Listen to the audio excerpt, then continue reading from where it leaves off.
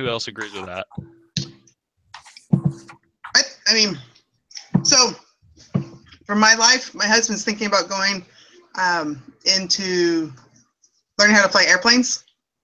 And so this is very pertinent for me. Piloting. I was like, this will be interesting. I will see a whole lot more TSA people. So he wants to go into that, or he is going into that? Whenever he first came to Oklahoma, he's from California, he came to Oklahoma. He came here to fly planes, but got into a school that was really shady, like took a lot of his money and gave him very little for it. Oh. So I'm glad that he didn't finish there, but because of that experience, he thought he could never fly. Like, he thought it just wasn't worth it to pursue it. But now, 10 years later, he's like, he still loves airplanes. And I'm like, it probably wasn't the right time, but now it's the right time. And so now he's going to start getting ready to do that within like next month or so. Okay, gotcha. Did you find a new school to go to?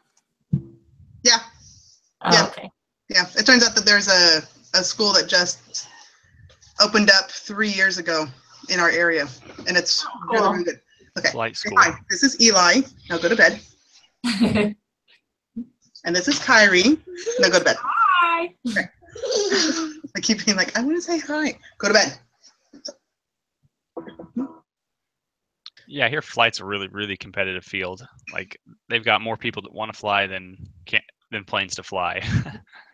Well, supposedly, people are starting to retire. Oh. So by the time that he's ready, which will be like 2 years down the line, there's supposedly supposed to be some openings. Well, from all the people that we've talked to. So, knock on wood, hope that's true. Mm-hmm. Well, has anyone else have any thoughts on the case, at least regarding the? Remind me though, with the security breach, did the person turn out to not be a threat? They were just some guy late to his plane. Yeah. That's what I thought. But they said they had like bomb sniffing dogs, which I understand they should have those. But they said they were able to locate the bag with bomb sniffing dogs. And I'm like, is that because there was a bomb, or they just used those and then found the bag? I don't know. So I was not quite sure on that, but got it. Sorry, I just got booted out. Yeah, you're in twice now. It did that to me too. And then you're in here twice for a little bit until the other one drops. It's weird. Did that last night too. I don't know how they would locate unless the dogs can kind of like follow the scent. Because I had a neighbor that like, I don't know, his dog, he was training a dog to work at the police department to be able to find drugs and other stuff. So we would play games all the time where we'd bring our socks that we just took off, and then we'd stand by the dog, and then we'd run and hide, and its owner would give the dog our sock, and the dog would trace our steps exactly. Like, we'd run circles for a little bit in like the yard, and the dog would walk around. Like, it could actually trace our steps. That's impressive. I'm wondering if, the dogs can just, this is the scent where they were. Where did they go? I don't know. That's impressive they can train those. I know when I walk into the airport and there's like the dog looking at me, like, what would happen if he just started going off on me? Like, oh, suddenly I'm getting pulled aside and searched. That dog has power over you. My husband was on a search and rescue team for Hurricane Katrina. And man, everyone here's husband has done cool things. Got pilot, search and rescue. Yeah. But anyway, they had dog handlers, and everywhere they went, they were the most popular people. But in the training for the dogs, they have to let them find people, or else the dogs get totally depressed. So and I think they do that for drugs too. Like they plant something so the dog like feels good. I had a cop pull me over, not because I was speeding, just because he wanted to give me a warning. And he's like, hey, since you're here, would you mind if I hid drugs in your car to have my dog find them? She hasn't found any in a couple days. Like, you're kidding me. Give her a treat. Would you be okay with that? I was like, okay. He felt like marijuana like under a tire, and like had the dog search all the cars, and I mean, she found it like in a minute. But he was just like, thanks for letting me do that. I just want to give her a treat so she's used to it. It was by far the weirdest experience I've ever had with a cop. I'd be scared they were like trying to set me up or something. Yeah, and then he goes, here, I'll turn the cameras off. And I was like, why? Why are we turning the cameras off? Yeah, it's like, whoa, what's going on here?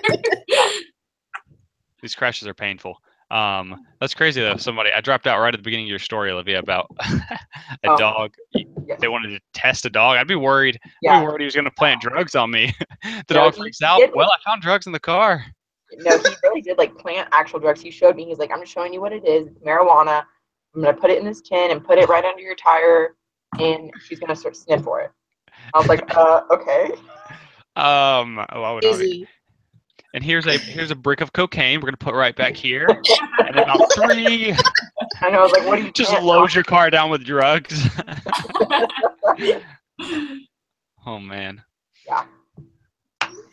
Well, regarding this TSA case, then, what would you have done if you were O'Reilly, the woman? What would you have done if you were in her situation regarding Sanchez?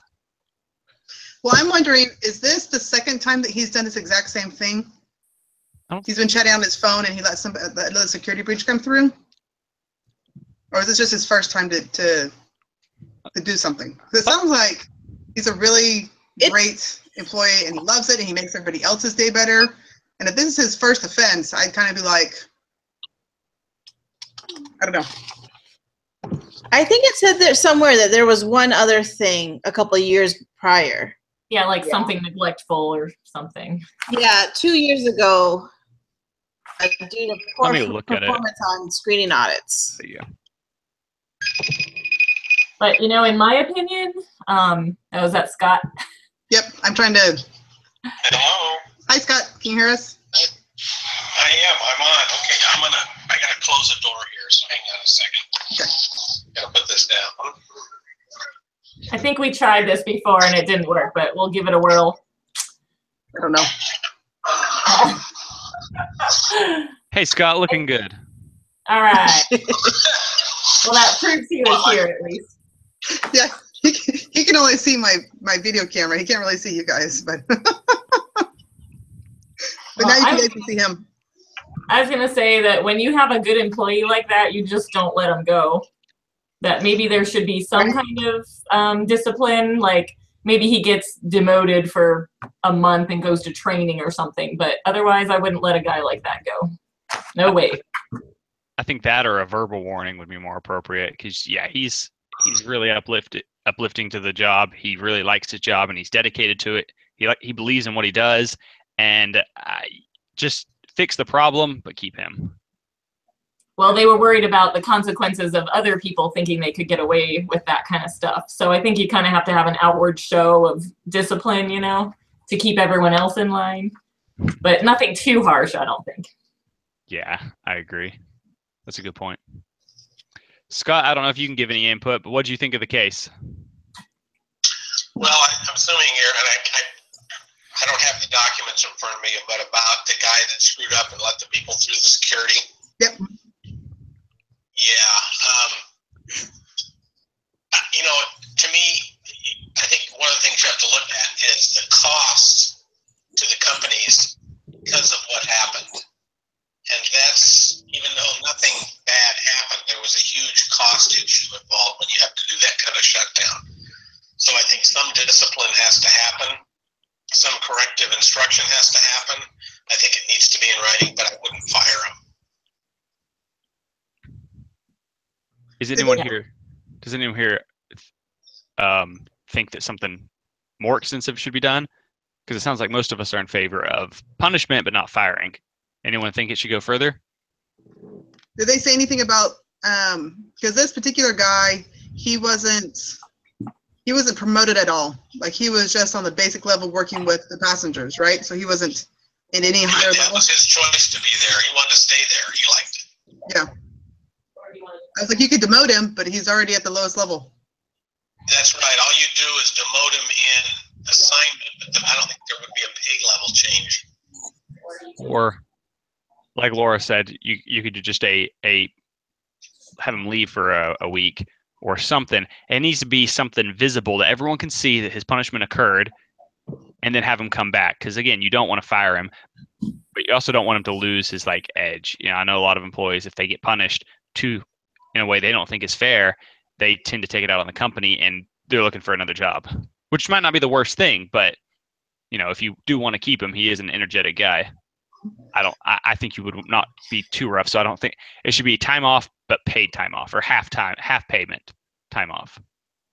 But it also makes me wonder if he knew, I mean, if he's been there for so long and he knew that being on his phone, especially at a certain spot, like I think they said there's certain spots that she can put him where he's not as a high of security risk or something like that. Like it's not as constantly security. Yeah, I think you have to remove him from that particular assignment and set him back at another place where he doesn't have the same level of damage potential until a certain amount of time where he's demonstrated he can, toe the mark properly. Yeah, I was thinking one other thing that could happen was they had talked about the shift he had worked the night before and the shift he worked that day, and there weren't very many hours in between. So they could limit. Doing too much. Yeah, I think so. I'm not even sure him being on the phone, like that could have happened even without him being on the phone. I think it's almost coincidence it happened at that moment. But definitely he was distracted, I'm sure, but it could also happen without being on the phone. It also makes you wonder, like, if, I don't know, I'm going on a flight. If you've ever flown before, you know that it's a mess. Trying to go through security and everything like that. So why is this guy trying to sneak by? Doesn't he know that, foreigner or not, whatever, like, don't you realize that sneaking by is just going to get you in trouble? Just wait through it, whatever they want. You just get there early and you just plan for a headache, and then you're just delighted that you can be on the plane because you've had a horrible experience. So, I don't know. I think the guy was in a hurry, though. I think he was going to miss his flight, so he freaked out. Yeah, that's what I was thinking. You act like flying's not a wonderful experience. I don't understand. Well, I don't know. I mean, You want me to tell you how my day was yesterday? yes. Did you fly? Did you get the pat down? I just did this yesterday. So I had a 5:00 flight scheduled from San Diego to San Francisco, a 2-hour layover to catch a flight to Medford. At 10 o'clock in the morning, I got my first alert. Said, well, the flight's delayed by like 15 minutes. And then about every hour, it kept getting pushed back by 15 minutes or 10 minutes or 5 minutes. On my trip to the airport, I didn't catch the text, but the text, as I got up to the counter, when I said what flight I wanted, they looked at me funny, and I looked at my phone, and now my flight was delayed by over 2 hours. And I was now going to miss my connection, so I could get to San Francisco, but I couldn't get to Medford, so I would stay in San Francisco all night long. And so I said, well, what can you do to help me? So they checked around. They found me one seat on a flight to Seattle, which I had to take. And then I laid over in Seattle for a couple hours and got a flight back to Medford from there. Anyway, I got to where I needed to at 2 o'clock in the morning. Oh, man. Yep, done that before. And it was all because they said, well, they had a mechanical problem on the plane and they didn't have a backup. And the mechanical problem could have been as innocuous as they couldn't get a lavatory door to close. Oh, wow. I don't know that was it, but I know I've seen it because, everything has to be, a certain level. If you can't get a door to close, that's not an acceptable level of performance for a plane, and it doesn't have to be it can be something mechanical like that. I don't know what it was, but so, I had a nice flight to Seattle, spent, a couple hours in the airport up there. It was really lovely. What airline were you on? Well, I started with United, but they couldn't get me there, so I went over to Alaska. Oh, wow. Well, I had a cheap ticket, but I had to pay $25 to check a bag with United. Yes. And I'd done that online because I knew I was going to bring a bag. So then when they switched me over to Alaska, I said, do you have a bag to check? I said, yes. They said, well, it'll be $25. I said, I've already paid. Well, you paid Alaska, you paid United. We only check the ticket transfer, not baggage check transfer fees. You don't have to get a refund from them. You didn't get beaten unconscious, did you? Because I've heard United has a reputation for doing that. United breaks guitars and people. I'm just lucky I wasn't a doctor and they weren't removing me from the flight. I was already toward it. Okay, you weren't a doctor, then they probably just passed over you. So I'm working. So I got here at 2. I had some things I had to do. Then I had a 9 o'clock meeting that I had to get to, starting with bankers and with people for my dad's issues and stuff. So, and I, basically I got here to the house and I just slept on the floor with a pillow off the couch. Yeah. Good times. Nope, done that before. Yeah. So, I mean, I did find, I got this. What is it? That's an air mattress. Oh, okay. In the closet. So, I'm going to use that tonight. So one time I was in the Raleigh-Durham airport in North Carolina, and I accidentally brought half a bottle of water in because I just forgot it was in my bag. And man, I got the drug swab, I got the full pat down, I got like everything you could imagine through that security. I was like, people were looking at me like I did have a bomb in my purse. Might have been dressed in Taliban robes. Yeah. That really is probably like my biggest stress is getting through security, making sure I have like small, tiny bottles for everything, and I didn't forget to put a bag in the one we checked instead of the one that's here. And then the last couple times, I've always flown with a kid, and so then that just makes it even. I always end up taking my laptop, so then you have to separate that and separate your shoes, and you might as well just go naked because they're gonna check everything anyways. A mess. And so that's always my biggest stress. I'm like, if I can get through security, then my flight's going to be amazing. Have you ever heard Brian Regan? Real quick, I'll say this and then get back to the case. But have you ever heard Brian Regan, the comedian? Mm-mm. Yes, Brian Regan. He talked about how the reason the shoes is someone tried to sneak something in through their shoes, and now everyone has to take their shoes off. And he says, well, recently, someone tried to sneak something in by hiding it in their underwear. And he goes, now I'm worried, pretty soon, he goes, next thing we know, we're going to be flying in thongs and flip-flops. And he says, can you imagine a plane of Americans in thongs and flip-flops? And he says, looking around, is this all we have to live for? Yeah. I'm sorry, I can't even get this visual out of my head. Of Americans? I was like, oh boy. Are Americans worse than other? Are you? Well, the joke is that we have a lot of overweight Americans, and we have a lot of. I'm from the South, okay? I got that part. People here aren't too good looking. Maybe you guys up in the mountain areas. Yeah, I've been to Utah. Everyone there looks great, but Louisiana, where I'm right next to, I think most people look better with their clothes on. Yeah, but moving on. You digress. Do you think that and we talked about this a little bit, but do you think a discipline without punishment approach would be the most appropriate in this case? I guess it would depend on the discipline. Like you can do discipline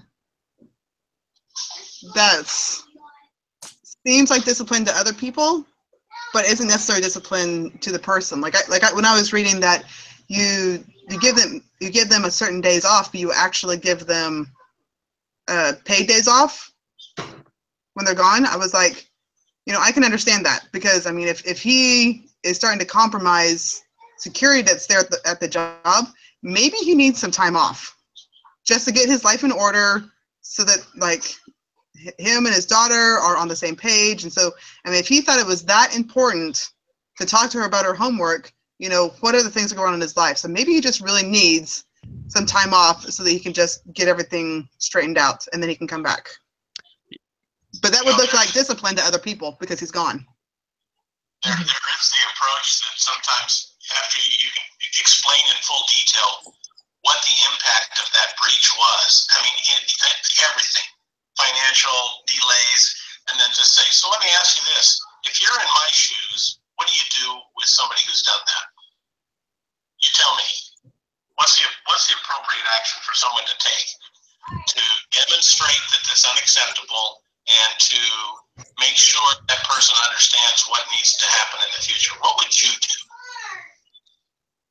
You're taking the real dad approach there. You pick your punishment. I'm not saying you're going to implement it. You're just asking, because I think, the good employees are actually probably going to be honest with you and say, well, you're right, you can't tolerate it. If someone did this to you and you had to be in my shoes and you have to do something, you can't let it slide. And it has to be meaningful.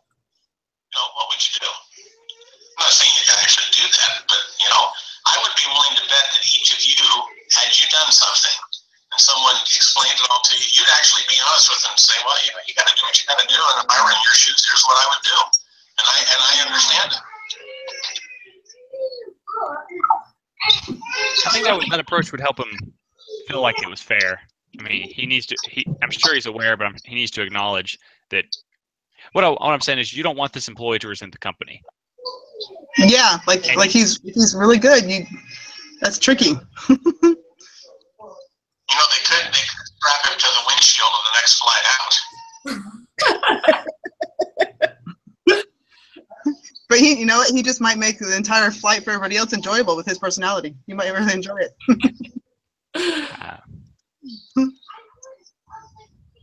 Yeah, I agree with that one. I think time away would be a good idea, because if maybe he's overworked, needs a break, and that's a very visual punishment. How do y'all feel about a paid vacation rather than half? Because one, he's getting paid and not working. Well, the other thing, you could limit his extra duties. You can say, for the time being, maybe you're overstressed. You're going to get your normal shifts, no more extra shifts. We need you to kind of recenter yourself and make sure that everything's taken care of. You're not working tired. You're not doing stuff and making poor decisions because you're not well rested. For a guy like that, it would be punishment. Yeah, somebody that's wanting to have multiple. Yeah, he's trying to work as much as he possibly can. Yep. To me, getting paid and getting days off, that's not punishment. That's woohoo! For most people, I think they'd be like, all right, see ya. Do this again next week. Yeah, they don't care what anybody thinks. Sometimes you find out what the punishment is to that person, and you make it very specific to them. And for other people, it won't be a punishment, but for that person, it'll just be pure hell. Mm-hmm. I mean, The extra shifts he was taking would be a punishment to him. When I was a kid, if I did something wrong and they told me I had to eat a second helping of lima beans, that would have been the worst thing in the world. My sister would have said, yeah, give me a second helping, I love them. Yeah, another crash. Okay, do you think anyone else could have been at fault in the situation? And then, because if I understand correctly, I'm looking at the case here. Wasn't Sanchez? Was he the only one at the gate? I had that same thought of when I go through security, there's a spot for security, and then there's somebody standing at the little twirly thing, and then there's or standing at the X-rays, depending on if I'm holding something or what I can go through. I mean, I go through that, and then there's somebody standing at the TV, making sure all my bags are there, and there's somebody there standing there whenever I have to hand them over my multiple containers for everything that I'm bringing through, diaper bags, and I have to have a separate laptop, and I have to have a separate one for my shoes, and I have to have a separate one for any belts or any change or whatever ends up being on me, So I see lots of people. Mm-hmm. So I'm trying to think of how would I have run through there. I do know, however, at our airport they have something for pilots or something like that. It's like a express lane or something. But I think I was thinking that was just for pilots. So that's the only way I can think of is if you just went past them and just ran through the pilots thing, going oh, okay, well this is open, I'm gonna go through here, And you have to have your ID and you have to have your ticket. You have to hand it to all these different people, and they check it multiple times. And I really don't know how it got through. And this was a Boston airport. It's not some tiny airport out in the middle of nowhere. That's probably an international airport, I would think. So I'm saying it should be big enough. What, Sarah? You were talking about he flew into Boston. They've had all the major problems. Mm-hmm. So maybe it's the management there is at fault for how they run it or something. Leaving one guy, because normally when I go, I get pat down by at least 5 people. It's not just one guy at the gate. Really, Marcus? You must have a sign on your back. I usually wear a turban when I go. Just kidding.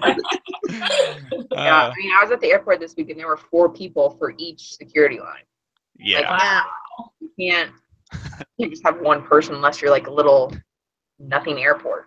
That's just like wouldn't make sense. This guy must have been booking. That's what it was. He was running fast. Yeah. And that would also make sense on why they would be, so hyper concerned.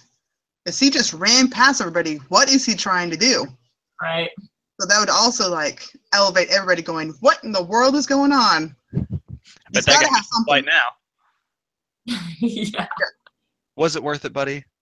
Yeah, he probably ended up missing his flight and other stuff, and you just go, just deal with it. It is the way of flying now. It's not the worst part. There could definitely be more worse parts of flying, but if you just understand it, and I have to go through and review all the rules every time, but I do that in hopes that I can get through smoothly. That's I just show up way early so I don't stress at all. Yeah. So.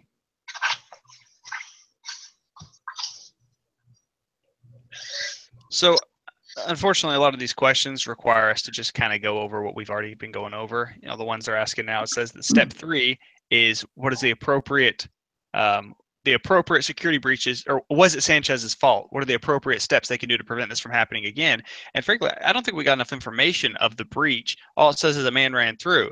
And I'm trying to think how that even happened, because in addition to a huge line and walls of people, there's also security everywhere. I don't know how this guy ran through. It must have been a small little bitty airport. But it wasn't. That's the only thing I can think. But even small airports, I went to a tiny airport in Beaumont, Texas for someone returning home from his mission. And this is the smallest airport I've ever been to. And even that had 5 people at the security gate. Well, I'm wondering if is it really all his fault, or are they wanted to find blame and they're like, he was on his phone, it's his fault. He must be the scapegoat. Yeah, is he really the only one that could have? There seems like there's 10 other people that could have stopped that too, unless he's the very last one. But I feel like they're kind of using him as, the scapegoat. Sorry. Any thoughts on that? Because they interviewed people and said, what did you see? And so somebody says that guy was on his phone, then bam, it's his fault. Mm-hmm. Yeah, they don't want to take it, credit that they actually have a messed up system. And so they're like, oh no, we didn't mess up, he messed up. And they can easily just get rid of it. Yeah, they could have been just protecting themselves. I'm starting to lean towards it wasn't his fault. As we run I play the scenario out. See, this is why we don't need the role play. As I play it out in my head, I'm just like, wait, something's wrong. Makes me wonder about security cameras. What security cameras have they seen? He was on a phone, and that much is known. So he has a policy violation. That's it's a glaring one. So everything else is going to probably be subordinate to the fact that he was on the phone, and other minor things. You put them all together, and that's what allowed the breach to happen. But the phone is the most obvious one, and the one that's easily attributable. Agreed.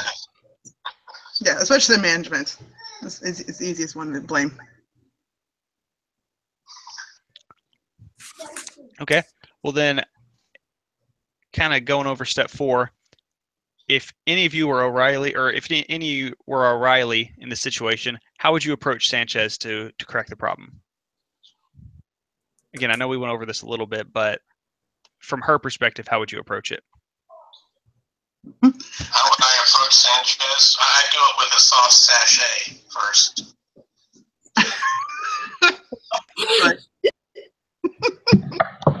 Sachet. Okay. Can you like show us that? What is that? Sounds French. It was shuffle. I would call him into my office and I would schmooze him over first by telling him what a great employee he was. Schmoozing. Smoosh, yeah. Moosh. I don't know if that's allowed. HR would allow that. Well, I would just make him feel, at ease by telling him how much I appreciate him as an employee, just kind of so he's not on edge.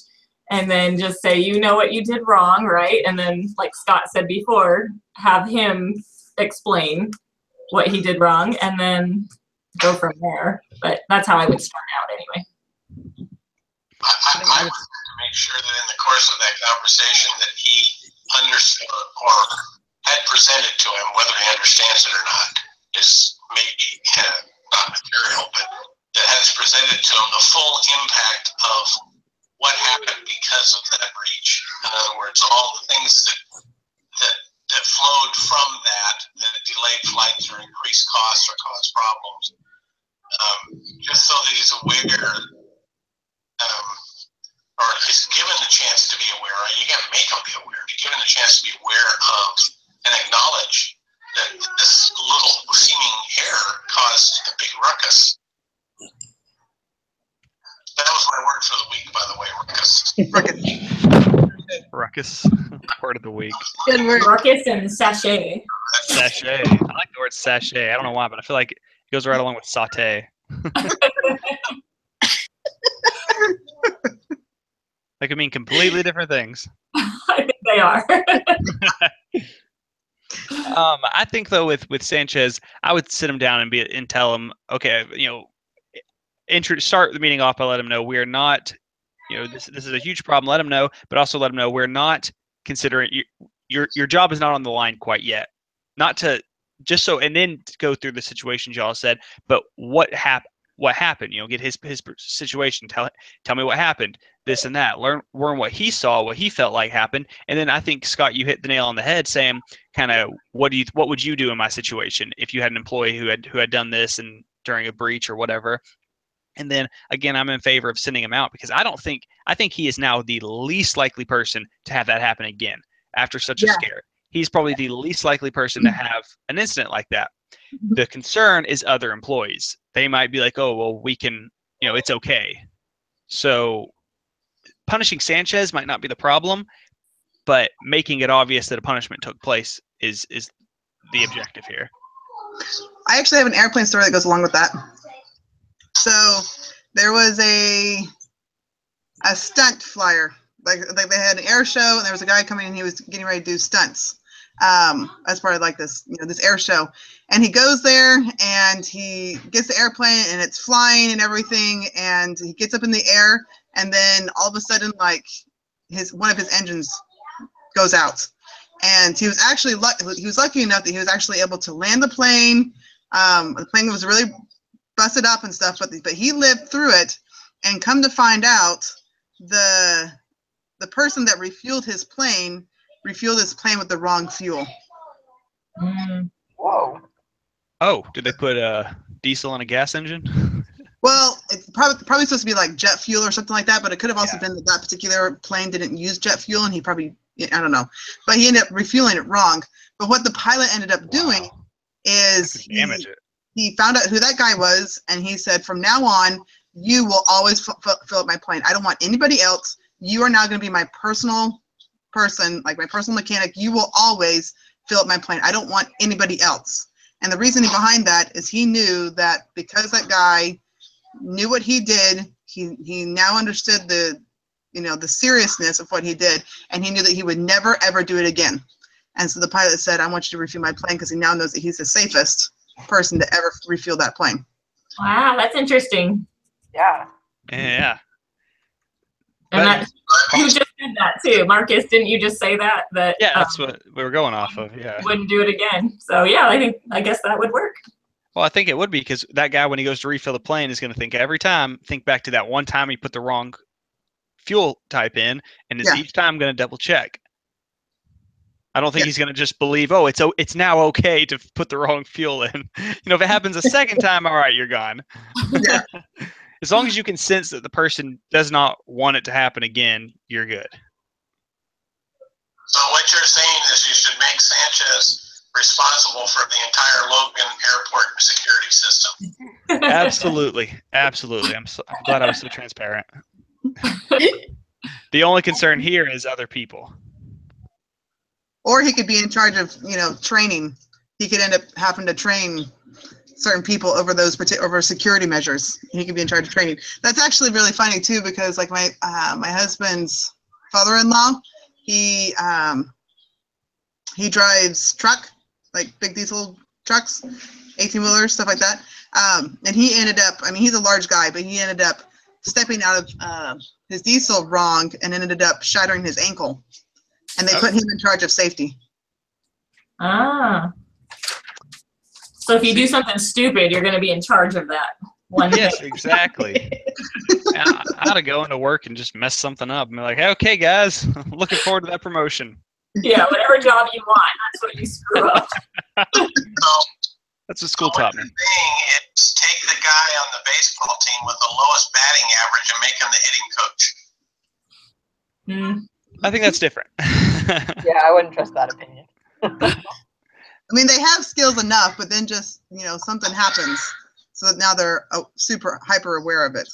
So it would be like if you were a baseball player and you knew that if you turn your feet a certain way, then you'd hit into that certain direction, but you decide that you're going to turn it the other direction, and so you would constantly hit foul balls, then yes, they would put him in charge of teaching people how to position their feet.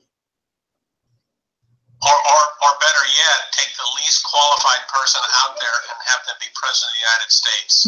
Oh, wait, we were. Politics. Let's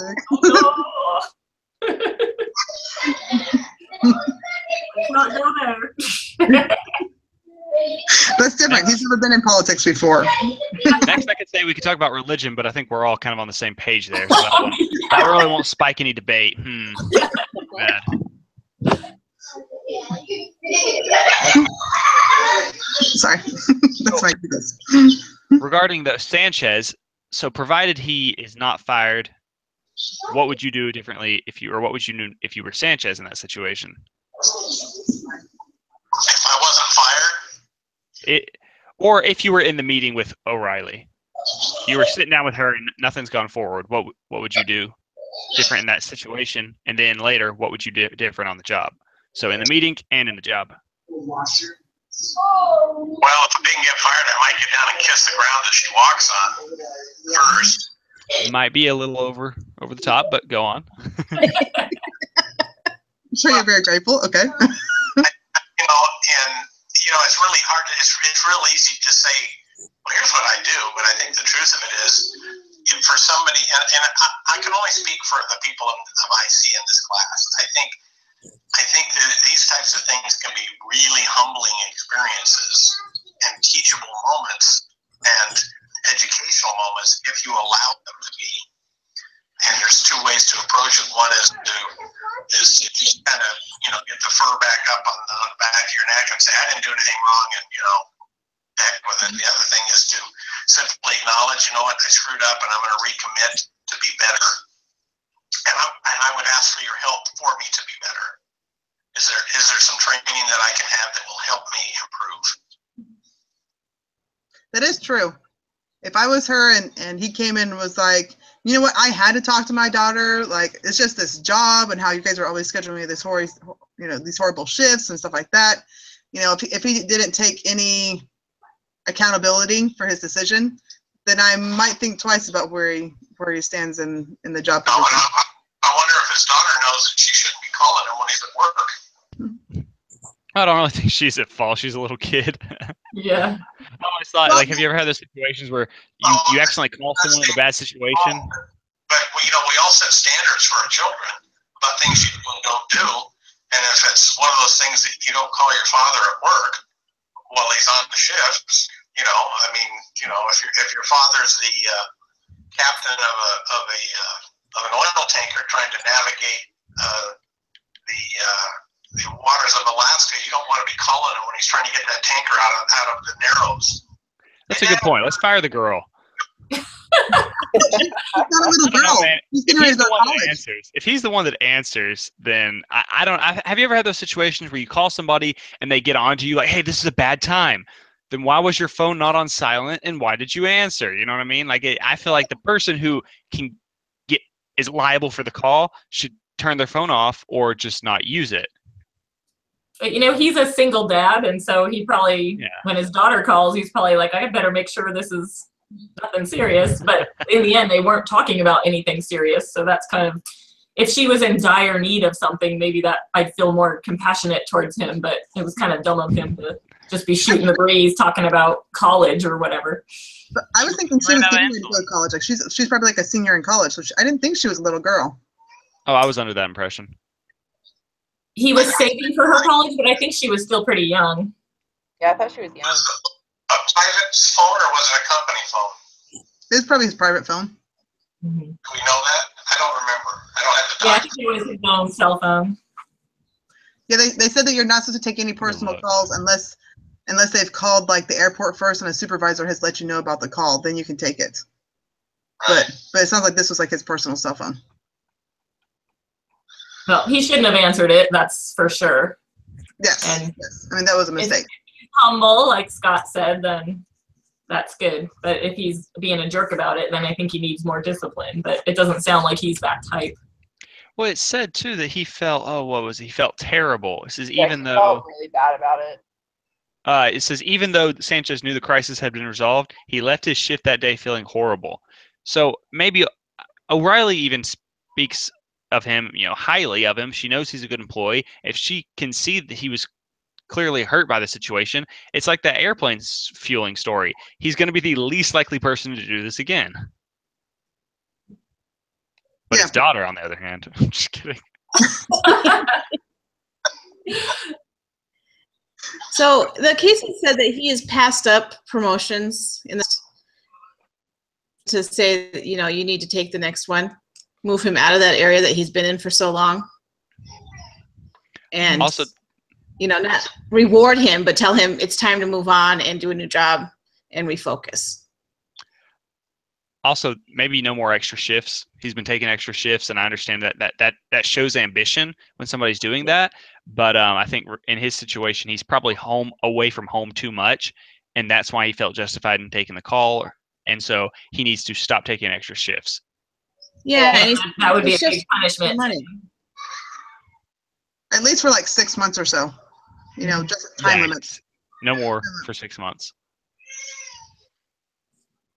Yeah, that would be good punishment, I think. Yeah, if you want to punish her, you just restrict her to junior college, community college, and then having to attend only Cal State San Bernardino. Oh, that's bad. I know where that is. It's not that far from me, actually. We call it San Bernardino. Uh-huh. You don't want to be there. How many of y'all? Do y'all both live in California? You, Laura, and also Scott? Yeah, he's near San Diego, though. I'm about 2 hours from San Diego. Oh, cool. I didn't know we had two Californians. And then we got some mountain dwellers. Isn't that right? By mountain, I mean Utah, Idaho, Montana. Where are you I'm only living? in Idaho for school. I'm from Virginia. I'm Oh, only here until I'm done. And I'm back to Virginia. yeah. It'd be rough to go to Idaho from Virginia, Just a little bit. especially in the winter. Oh, it's so brutal. Oh my gosh. Yeah, and it's so green in Virginia, and it's like barren wasteland in Idaho. Yeah, that's like the biggest thing. I'm like, what's the difference? What do you miss the most? I'm like, the trees. I was like, I just miss green. It's just desert here. There's nothing. In Idaho? Yes. Yeah. At least Rexburg. around campus. Well, at least they planted a lot of trees on campus, so. Yeah, Yeah, that's about the it's- only green. It is so barren. We love the wheat fields. The wheat fields are beautiful. We've also only been up there in the summer. Oh yeah. Budweiser facility. I mean, what more could you want? Well, I'm here in Texas where it is rainy and as green as can be because everything's just overgrown. But I'm in like southeast Texas. And it's humid. To me, that's like a deal breaker.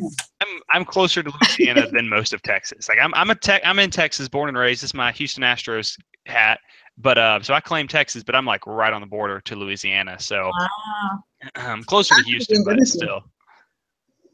When you think of where I live, think Louisiana, swamp. I mean, there are alligators here, okay? Wow. When we lived in New York and we drove a truck out to Arizona to move, and I still remember driving through Louisiana. It was super weird and depressing. Strange people. Louisiana. If you drive in Louisiana, you'll be just like I've gone to New Orleans and you drive and then you're going over a bridge because there's so much water. Then you're driving and you're back over a bridge and it's just like I don't know if you're more on a bridge or not because there's just so much water out there. Yeah. Actually, About 10 feet below sea level. Yeah. Yeah. yeah, that's a weird place to be. Yeah, I gotcha. Okay, well then wrapping it up, I think we're all agreed that Sanchez should not be fired. His daughter should be, but no, Sanchez shouldn't be fired. He should be on probation, and most of us are in favor of this. Was just an accident. Don't let it happen again. Is that correct? Mhm. Yeah. Yep. Yeah. Okay. So we got 6 minutes. Do we need to make up our problem for doohickeys? Yeah, we can start on doohickeys. If somebody wants to go in and type it, I mean, I can go in and type it, but I only got one hand. Did anyone think of a problem for that would fit this week? I did earlier, but now I can't remember what it was. They had we talked about this is about punishment. Didn't they have in the case they had a doohickey, they had a person they needed a punishment and the manager was freaking out. We could just base the question on that. Hey guys, I gotta run. Okay. Okay, Scott. Good luck with everything. Bye, Scott. Bye. And we were also talking about wages, and it mentions in here lack of overtime pay. So we could talk about wages. I'm trying to find where it says discipline. Oh yeah, it talks about there's no documentation to fire that guy. So we could do either one or. Yeah, documentation to fire him. Be a good one. Remember that they wanted to fire that guy because,